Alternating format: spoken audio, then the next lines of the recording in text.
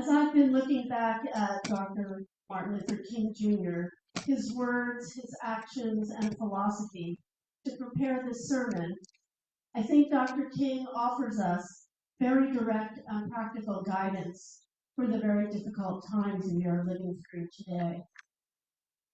It can be hard for white people to imagine the life of a Black person in every state of the Union in the days before Dr. King began his efforts, particularly in the rural South, in the ghettos of northern and western states.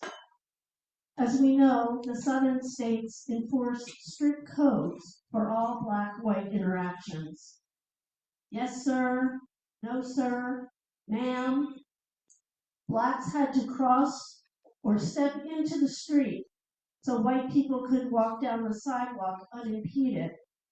And of course, among many other things, drinking fountains, restrooms, and schools were all segregated. Black people couldn't try on clothes in a department store before buying them. They weren't served at restaurants, motels, and were banned from many places altogether.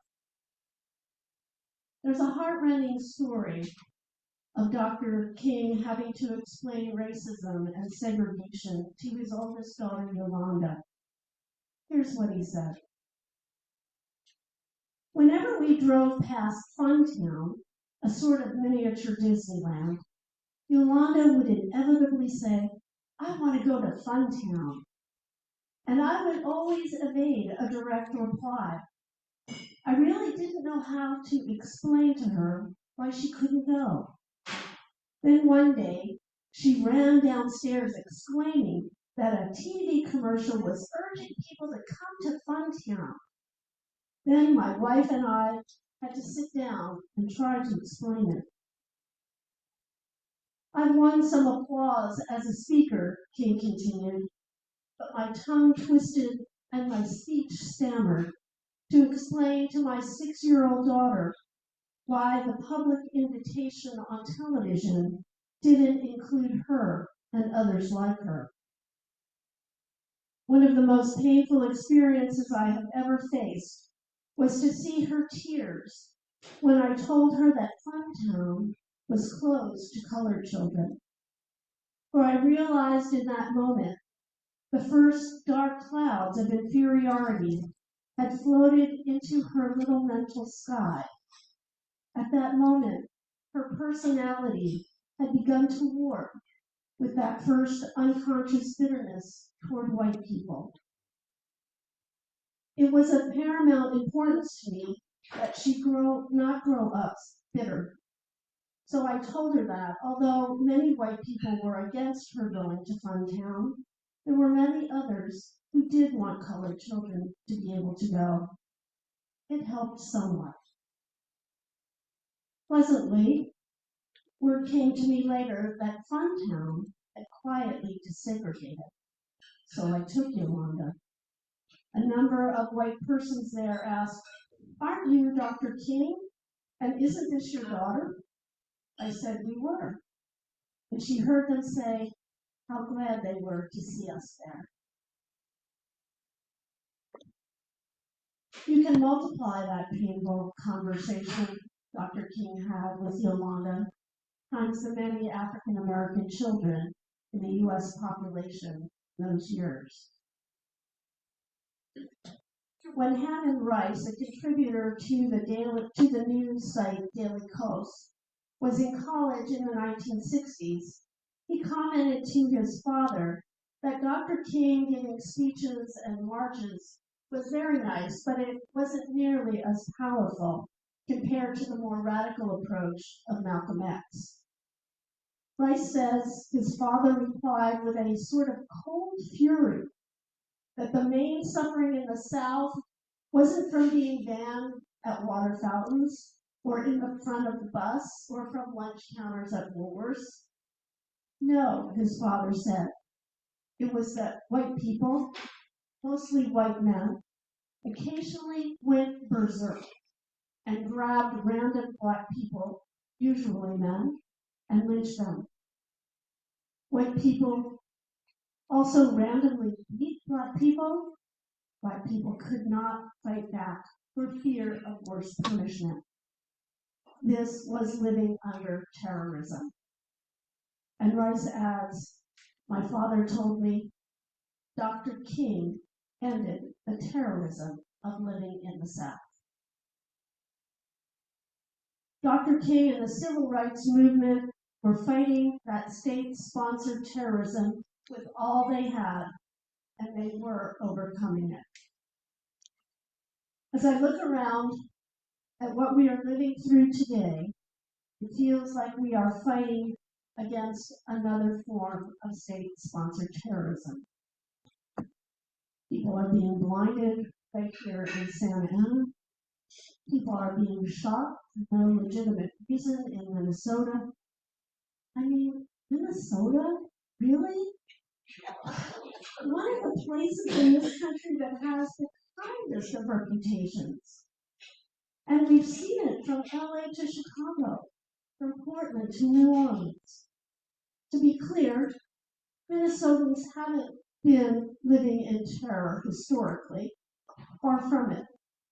Those who struggled during the civil rights era had a much harder struggle than the one we face today. They were seeking to rout out an entrenched culture, but we are struggling to preserve and improve one. But why Minnesota? Well, the feds tried it in LA, but it didn't quite work. They tried it in Chicago and were basically thrown out on their ears. They didn't even try it in New York. So desperate for a test case anyplace, someplace, where they could make their extremist tactics work, they invaded Minnesota. Minnesota, for goodness sake. And I suppose Minnesota fails, they'll just keep going. It looks like they desperately need to create a crisis. Some say they want to create a crisis as a pretext for canceling the November elections. Personally, I don't think that's going to work because the tactics of Nazi Germany don't seem likely to find much support in Minnesota or any place else in blue America, and maybe not even in red America. As I've reread Dr. King's words, I realize they have much to teach us. They can remind us what life looks like under state-sponsored terrorism and authoritarianism. And they can remind us about the tools, the tried and true tools, nonviolent and highly effective tools they use to resist it.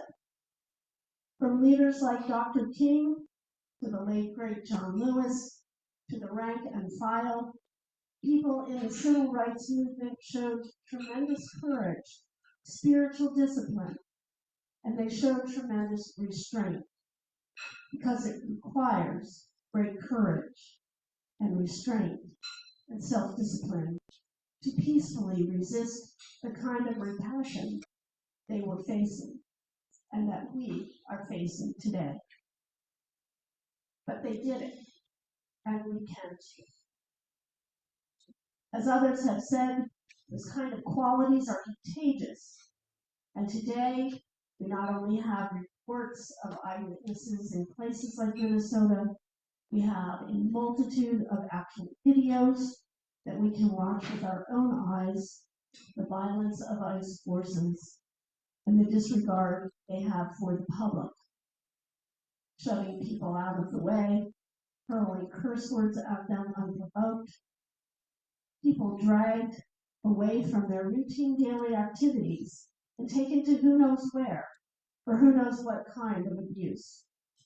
Guns pointed at people and vehicles, and guns callously being used.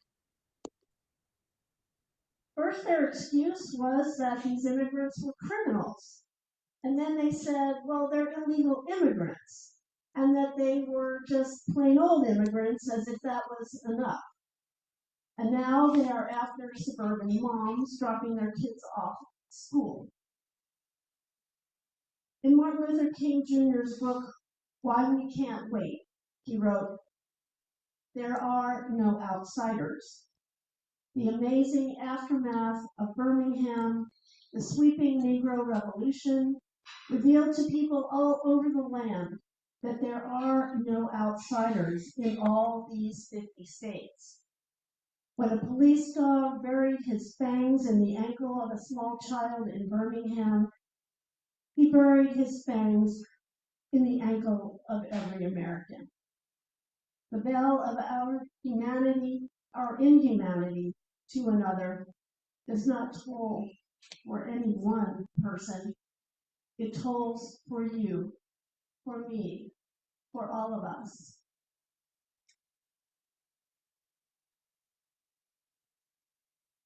And now let's talk a little bit about Dr. King's philosophy of love.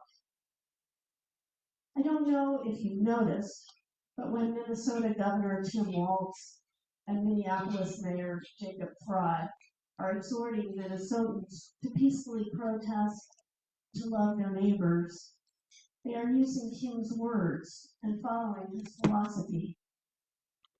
In 1966, Dr. King delivered an address, Distinguished Ware Lecture, at our own annual UU General Assembly, the national meeting of we Unitarian Universalists. In that speech, he explained his philosophy, often misunderstood. He said that most revolutions in the past were based on two things, hope and hate. But he said the civil rights revolution in our country differs because while it has maintained the hope element, it has added the dimension of love. I would be the first to say, he went on, that it is nonsense to urge oppressed people to love their violent oppressors in an affectionate sense. And I am certainly not talking about that when I talk about love standing at the center of our struggle. I think it is necessary to see the meaning of love in higher terms, in terms of what the Greeks called agape, which is redemptive goodwill for all people, an overflowing love, which seeks nothing in return. When one rises to love on this level, they love the person who does the evil deed while hating the deed. Maybe you have used that in child rearing, where you love the child, but you are upset with the deed. Then he added, we stand up in the face of our most violent opponents and say in substance, we will match your capacity to inflict suffering with our capacity to endure suffering. We will meet your physical force with our soul force. Do to us what you will, and we will still love you. And you know what? I think Minnesotans are doing that right now.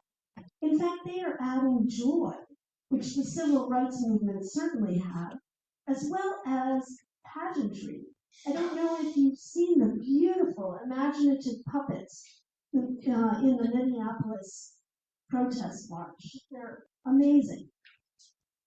And I believe that what Dr. King would urge us to do today is to extend this kind of agape love, this redemptive goodwill, difficult and counterintuitive as it might be, even to those we are struggling against. After all, the fact is that many of the people who joined ICE aren't really there because they're anti-immigrant or racist. According to a study by the University of Notre Dame professor David Cortez, most are actually there simply because they couldn't find a job anywhere else. Consider that they may actually be our fellow citizens struggling to support a family, caught in a sickening system that they didn't realize would take them down such a violent path. And while it's true that we need to love them, we still need to hold them accountable, nevertheless. Perhaps we can see them in them, their inherent worth and dignity, as our union principle asks us to do. And I think this really is the crux of Dr. King's philosophy of love. And now one begins to perceive the Herculean spiritual task of the civil rights movement, that it required of itself, and that one day soon may be required of us. And so we massively assert our humanity and that of our neighbors, while not invalidating the humanity of others. However, that agape love should not, it must not, stop us from speaking out and organizing against our government's excesses.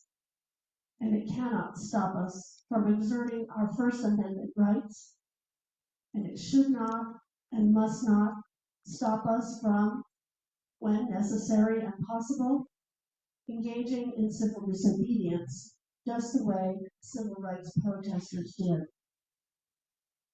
Because again, as King said, we cannot, in all good conscience, obey your unjust laws, because non-cooperation with evil is as much a moral obligation as is cooperation good. And so we must non-violently resist. Here's what Dr. King also said. We all know how they drag us out on some wayside road and leave us half dead, and as difficult as it is, we will still love you.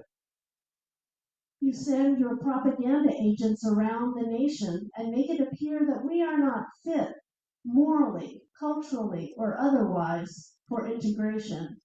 And I just have to say, I think that's rich. And we will still love you. But be assured that we will wear you down. And one day we will win our freedom. And not only for ourselves, we will win you in the process. And our victory will be a double victory. Maybe you've heard of Dr. Erica Chenoweth, a political scientist and professor of public policy at the Harvard Kennedy School and the Radcliffe Institute for Advanced Study. Known for studying nonviolent civil resistance movements, Dr. Chenoweth says nonviolent resistance is the best way to overturn dictators, and that's around the world. And that only 3.5% of the population needs to be actively involved to accomplish that end. Of course, before we had such empirical data and confirmation from Dr. Chenoweth, Dr. King and Mahatma Gandhi recognized the concept, used it to stunning effect. Again, the words of Dr. King. Our movement has power because it has a way of disarming the opponent. It exposes his moral defenses. It weakens his morale. And here's another good thing about nonviolence. Through it, a person can use moral means to procure moral ends. Nonviolence would say that the morality of the ends is implicit in the means, and that in the long run of history, destructive means cannot bring about constructive ends. We should use just methods to get there, nonviolent means and methods to get there. And so the movement used bus and shopping boycotts, sit-ins, marches. They shut down highways and closed bridges. They allowed themselves to be arrested, flooding the jails, and eventually they got legislation passed. They registered voters. They lobbied all the way up to the White House, not because they were nice and asked politely, but because they were a powerful moral force. They worked hard to stay unified, organizing their strategy across multiple organizations. They encouraged creativity. The sit-ins at the Woolworth lunch counters did not come from the top, but from a group of Black college students. Black and white college students rode the integrated buses into the South. Though they were beaten, they got right back on. We can't depend on someone at the top to get us out of this mess. It's up to us to insist on a new type of government, a re-envisioned country that we can all be proud of. It will take all of us, all our love, dedication, self-discipline, and creativity. Our voices, our music, our willingness to work together to form a community that lifts all of us up and provides for the common good in all of its complexity. Author and social justice facilitator Adrienne Marie Brown says, "Consider for a moment that you are destined for something great, but not in the way we have imagined greatness. Your name will not be remembered. No quotes, no recordings, no transcripts, no iconic images, no published journals. Consider that instead of a life legacy of fame, celebrity, and followers, your entire purpose is to be something, part of something greater than yourself. That you are a temporary conduit of the miraculous mystery unfolding in the entire universe."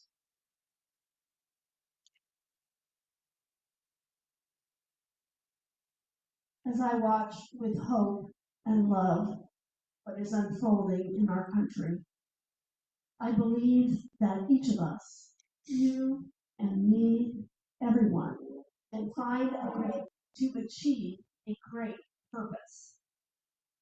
As I close, I'd like to read a few final words adapted from those of Dr. King. This is where we are. Where do we go from here? First, we must massively assert our dignity and worth. We must stand up amidst a system that still oppresses and develop an unassailable and majestic sense of values. What is needed is a realization that power without love is reckless and abusive, and that love without power is sentimental and anemic. Power at its best is love implementing the demands of justice, and justice at its best is power correcting everything that stands against love. And this is what we must see as we move on. So may it be an honor.